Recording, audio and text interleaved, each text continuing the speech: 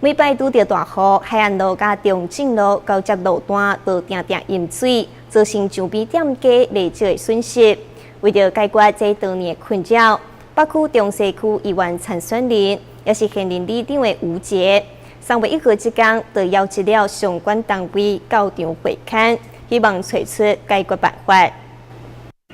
海岸路地下街因为路面地势较悬，每一届遇到大雨的时阵，就容易淹水，造成周边商家真侪无方便，所以向着北区、中西区议员参选人吴杰来申请，希望会当帮因解决问题。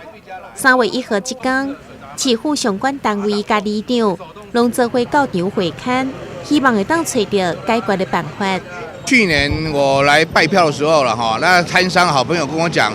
这个地方一直每年都淹水，为什么啊？然后做海岸路要做景观工程，花那么多钱，啊，我们淹水的问题是不是要解决？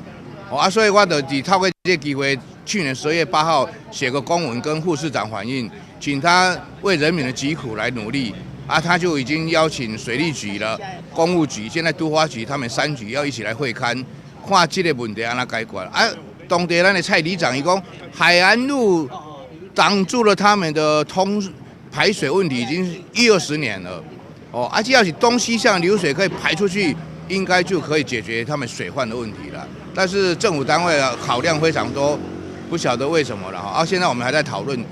希望友爱街跟海岸路都可以往西流的话，水就袂拢积在沙卡里巴里面了，你在摊商就不会有痛苦了。经过水利局、都发局、工务局会勘了后，表示会将当地里面的问题再转去市府建议，寻求适当的工程办法。